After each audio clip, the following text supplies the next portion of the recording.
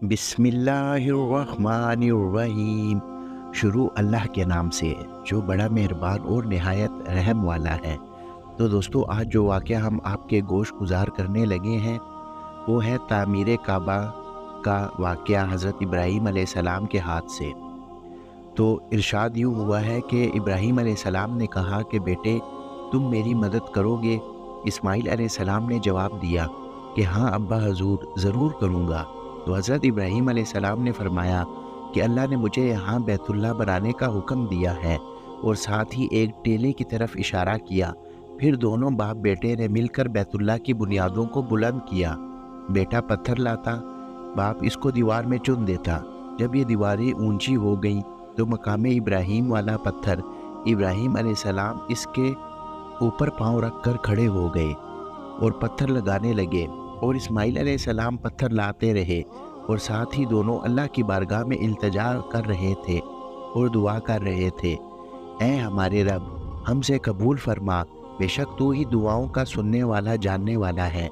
एक रवायत के मुताबिक हज़रत इब्ने अब्बास बयान करते हैं कि जब हज़रत इब्राहीम अलैहिस्सलाम इनके अहले खाना के दरमियान वो वाक़या हुआ कि हज़रत इब्राहीम जब हज़रत इस्माईल अलैहिस्सलाम और हज़रत हाजरा को लेकर गए थे तो इनके साथ पानी की मुश्क भी थी।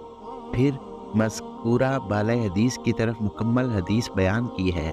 ये हज़रत इब्ने अब्बास रज़ी अल्लाह ताला अन्हु की अपनी गुफ्तगू है। इसमें कुछ जुमले मौजू हैं और कुछ में गराबत तो नकारत है, जिससे मालूम होता है कि बातें हज़रत इब्ने अब्बास ने अहले किताब से हासिल की।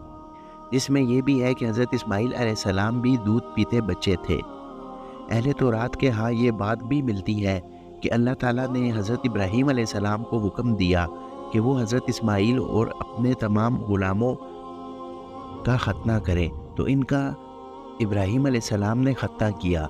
इस वक्त हज़रत इस्माईल अलैहिस्सलाम की उम्र 13 बरस थी और हज़रत इब्राहीम अलैहिस्सलाम की उम्र 99 साल थी।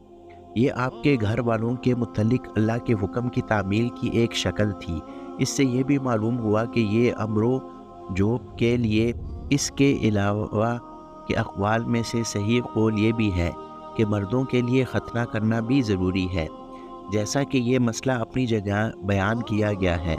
हज़रत अबू हुरैरा की रवायत में है कि रसूल अल्लाह सल्लल्लाहु अलैहि वसल्लम ने फरमाया कि अल्लाह के नबी इब्राहीम अलैहिस्सलाम ने 80 साल की उम्र में कुल्हाड़े से अपना खतना किया। बाज़ ने कदूम एक जगह का नाम बताया है, वहाँ खतना किया है। बाज़ ने कदूम का मानी कुल्हाड़ा किया है।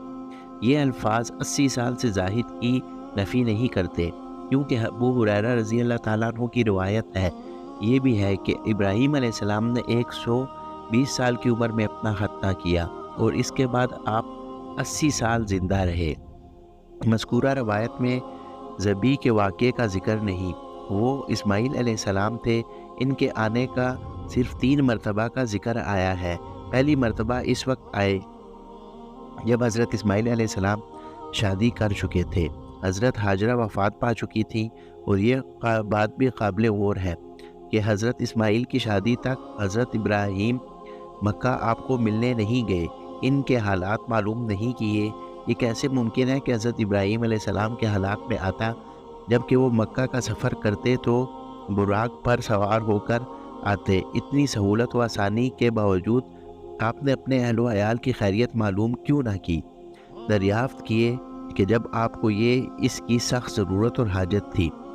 इन सब बातों में गौर करने के बाद यही समझ में आता है कि मज़कूरा रवायत इसराइलियात से माखूज़ हैं और कुछ बातें मरफू हदीस से ली गई हैं, इसलिए इसमें ज़बी का क़िस्सा बयान नहीं हुआ।